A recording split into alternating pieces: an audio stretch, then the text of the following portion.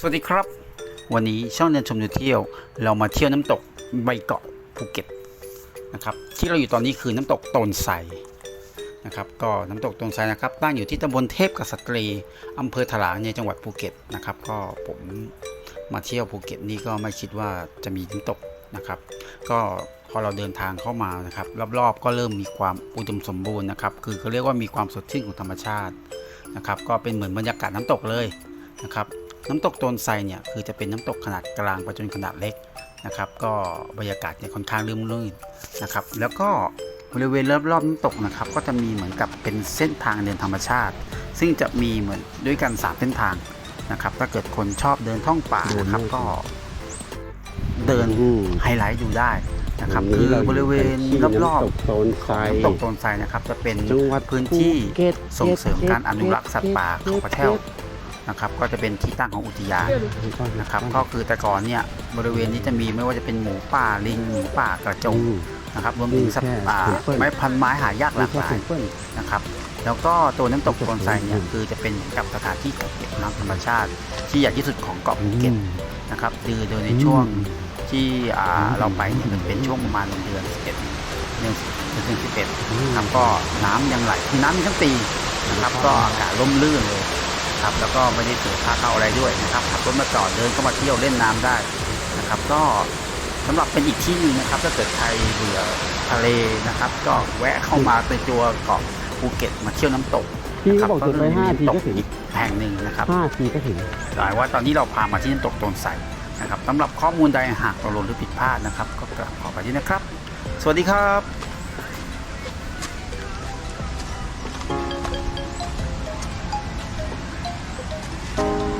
ต้องทำอะไรขึ้นมา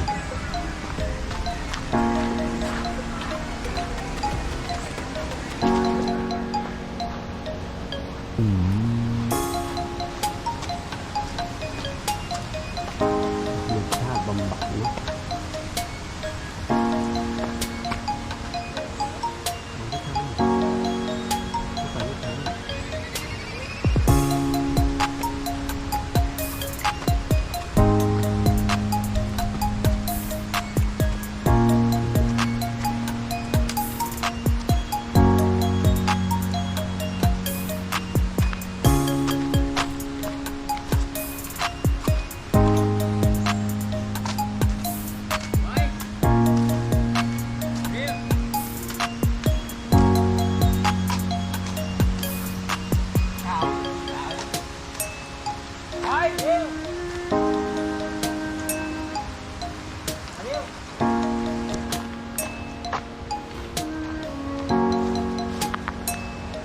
ผู้ปลา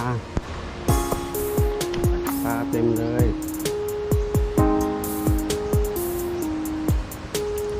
ปลาเต็ม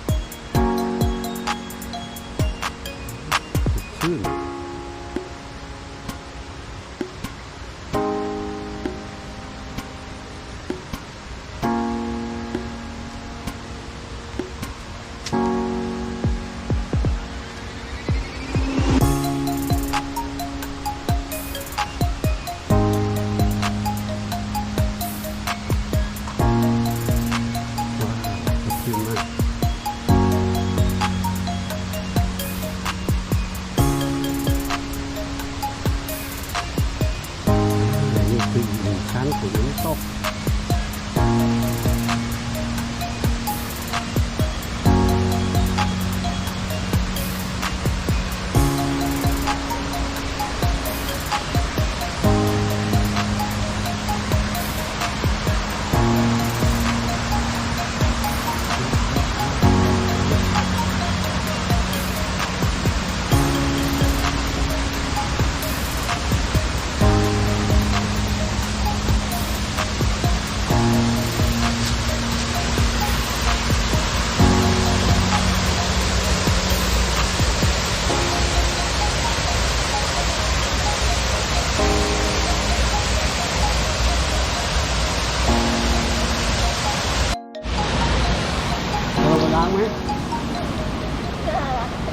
หรอกแอบคุณ ได้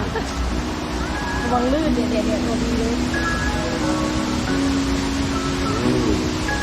อืม ด้วยยิ่งล้างยิ่งลื่นด้วยพอออก อันนี้ก็คือ มีไฟ ขึ้นไปข้างบนตัวนี้ตกอยู่เต็มน้ำตกโตนไฟ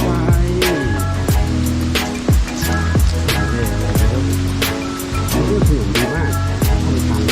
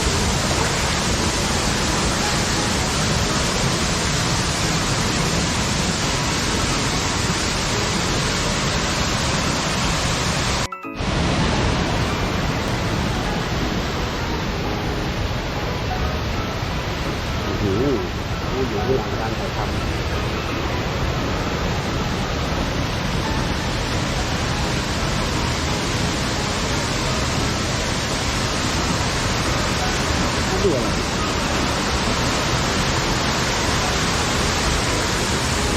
ข้างสวยอยู่นะพี่เจ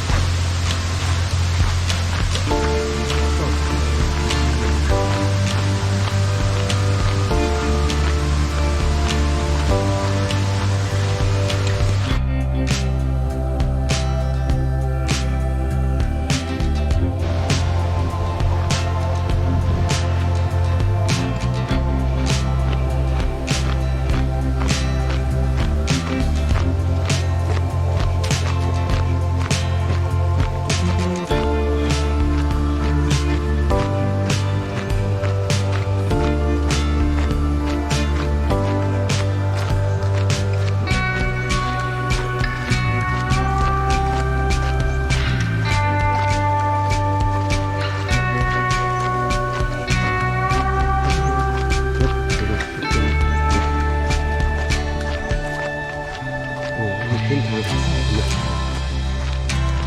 นี่คือที่บน